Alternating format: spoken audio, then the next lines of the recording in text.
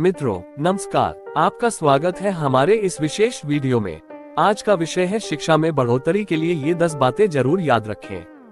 यह विषय सिर्फ शिक्षा के क्षेत्र में सुधार का ही नहीं, बल्कि हमारे समाज, देश की समृद्धि और भविष्य की पीढ़ी के संपूर्ण विकास का भी आधार है। जैसे कि हम सभी जानते हैं, भारत में शिक्षा का क्षेत्र अत्यंत विशाल और विविधतापूर्ण है। यहाँ लाखों बच्चे, युवा, शिक्षक, अभिभावक और नीति निर्माता जुड़े हुए हैं। इन सभी के सम्मिलित प्रयास से ही हम अपने देश को शिक्षा के क्षेत्र में विश्व स्तर पर खड़ा कर सकते हैं। आज हम इस वीडियो में इन 10 महत्वपूर्ण बातों पर चर्चा करेंगे, जो न केवल हमें जागरूक करेगी बल्कि हमें सही दिशा भी दिखाएंगी। तो चलिए बिना किसी देरी के शुरू करते हैं। पहली बात, शिक्षा का मूल उद्देश्य समझें। शिक्षा का व्यापक अर्थ और महत्व। शिक्षा का अर्थ है सिर्फ किताबें पढ़ना या परीक्षा में नंबर लाना नहीं। ये तो जीवन का आधार है, व्यक्तित्व का निर्माण है, समाज में योगदान देने का माध्यम है।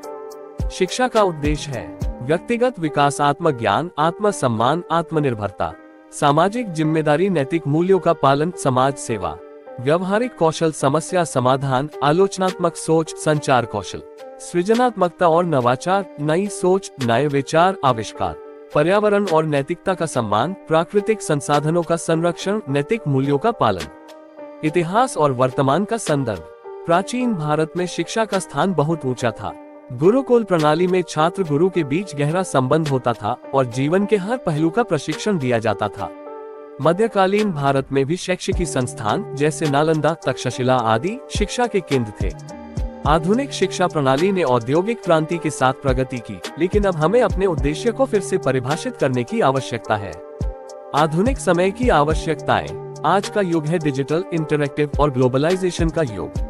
ऐसे में शिक्षा का उद्देश्य है युवाओं को वैश्विक प्रतिस्पर्धा के लिए तैयार करना, सतत विकास लक्ष्यों का पालन करना, सामाजिक समावेशन और समान अवसर प्रदान करना।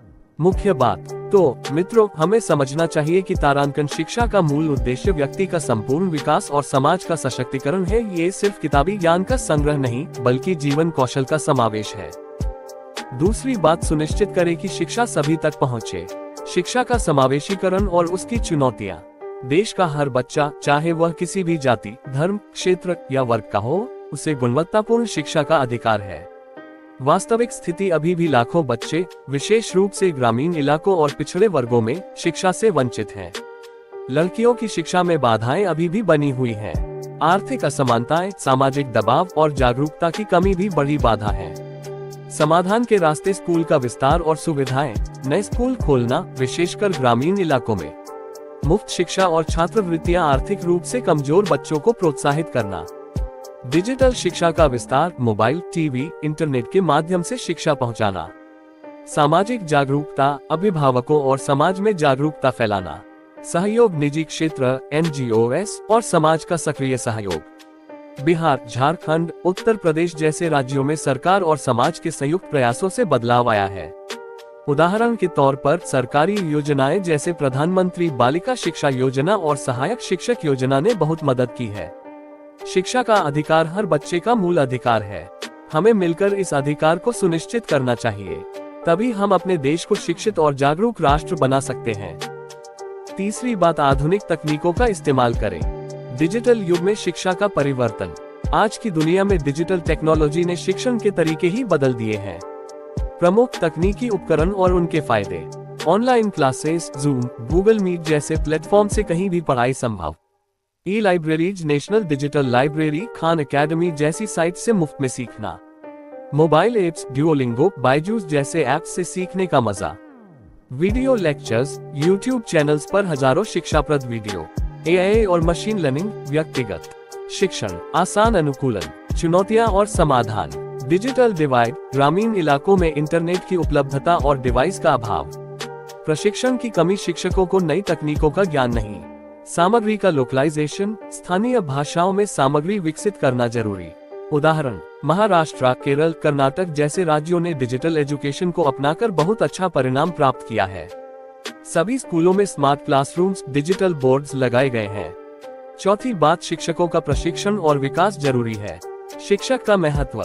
शिक्षक ही हैं जो शिक्षा का संचार करते हैं और उनका कौशल ही विद्यार्थियों का भविष्य तय करता है। शिक्षक प्रशिक्षण के जरूरी पहलू।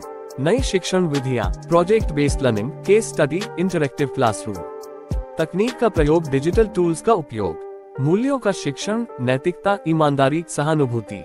व्यक्तिगत कौशल, नेतृत्व, संवाद कला, समस्या समाधान। सतत शिक्षा, निरंतर प्रशिक्षण और अपडेट। सरकार और संस्थानों का योगदान।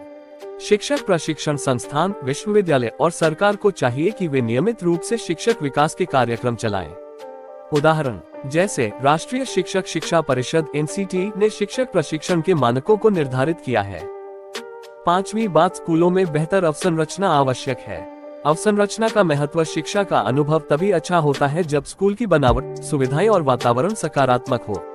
आवश्यक सुविधाएं, सुनिश्चित प्रकाश और वेंटिलेशन, आधुनिक क्लासरूम और लैब्स, पुस्तकालय और डिजिटल लाइब्रेरी, खेल के मैदान और खेल उपकरण, साफ सफाई और स्वच्छता, सुरक्षा व्यवस्था। आधुनिक स्कूल मॉडल। सिंगापुर, फिनलैंड जैसे देशों में स्कूलों की संरचना विश्व स्तर की है।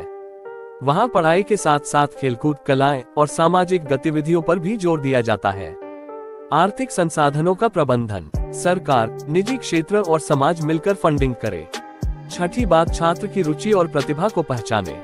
छात्र केंद्रित शिक्षा। प्रत्येक छात्र की रुचि, प्रतिभा और क्षमता अलग होती है। शिक्षक का काम है इन क्षमताओं को पहचानना और उन्हें प्रोत्साहित करना। सहायक कदम, आकलन और मूल्यांकन, फॉर्मल और इनफॉर्मल टेस्ट, प्रोजेक्ट से छात्र की रुचि का पता लगाएं। विविध गतिविधियां, खेलकूद, कला, संगीत, नाटक, विज्ञान मेले। प्रेरणा और मार्गदर्शन, करियर काउंसलिंग, मेंटरशिप प्रोग्राम। सृजनात्मकता का विकास, इनोवेशन, क्रिएटिविटी के अवसर प्रदान करना। उदाहरण आधुनिक शिक्षण संस्थान जैसे मॉडल स्कूल्स और स्पेशल टैलेंट हंट्स तारांकन इस दिशा में काम कर रहे हैं। सातवीं बात, मूल्यांकन प्रणाली में सुधार लाएं। वर्तमान स्थिति और चुनौतियां। अधिकांश स्कूल और कॉलेज परीक्षा आधारित मूल्यांकन पर निर्भर हैं। ये केवल रोटे लर्निंग को बढ़ावा देता है, रचनात्मकता को नहीं। सुधार के उपाय, आंतरिक मूल्यांकन, projects, presentation, workshops, case studies. प्रश्न पत्र का स्वरूप, आलोचनात्मक सोच, समस्या समाधान, विश्लेषणात्मक प्रश्न। मूल्यांकन का उद्देश्य, सीखने के बजाय सुधार और विकास। प्रशासनिक बदलाव, परीक्षा प्रणाली में लचीलापन और पारदर्शिता। उदाहरण फिनलैंड, कनाडा जैसे देशों में मूल्यांकन अधिक समावेशी और फीडबैक आधारित है। आठवीं बात, व्यवहारिकता और प्रैक्टिकल अनुभव जोड़े। प्रयोग और अनुभव को महत्व। शिक्षा के साथ साथ व्यवहारिक अनुभव का भी बहुत महत्व है। प्रयोगशाला, प्रोजेक्ट्स और इंटर्नशिप। विज्ञान प्रयोगशाला में प्रयोग करना। प्रोजेक्ट बेस्ड लर्निंग से समस्या हल करने का कौशल। इंटर्नशिप और परामर्श, उद्योग, सेवा संस्थान, कृषि आदि के साथ जुड़ाव। स्थानीय संसाधनों का प्रयोग, किसान, उद्यमी, कलाकार आदि से प्रशिक्षण। उदाहरण अमेरिका, जर्मनी जैसे देशों में प्रैक्टिकल लर्निंग पर विशेष जोर दिया जाता है। नौवीं बात, मूल्य आधारित शिक्षा पर जोर दें। सामाजिक और नैतिक मूल्यों का समावेश। शिक्षा का उद्देश्य सिर्फ कौशल देना ही नहीं, बल्कि नैतिकता, ईमानदारी, सहिष्णुता और समर्पण जैसे मूल्यों का भी प्रचार करना है।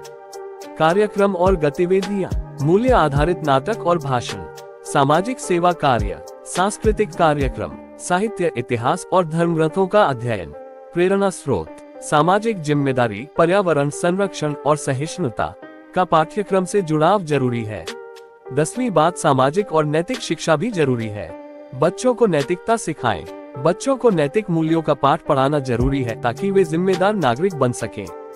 मोरल साइंस क्लासेस, सामाजिक जिम्मेदारी के कार्य, साहित्य और कहानियों के माध्यम से नैतिक शिक्षा। मित्रों, ये थे शिक्षा में सुधार और विकास के 10 महत्वपूर्ण बिंदु। इन बातों का सही तरीके से पालन करना न केवल हमारी शिक्षा व्यवस्था को मजबूत बनाएगा, बल्कि हमारे युवाओं को भी सशक्त बनाएगा। सभी को चाहिए कि वे अपने स्तर पर इन बिंदुओं को समझें और अपने कार्यक्षेत्र में लागू करें। सरकार, शिक्षक और अभिभावकों का भी कर्तव्य है कि वे इन बातों को अपनाएं और एक बेहतर भविष्य का निर्माण करें। अगर आप इस वीडियो को पसंद करते हैं तो लाइक करें, शेयर करें और हमारे चैनल को सब्सक्राइब करना न भूलें। धन्यवाद।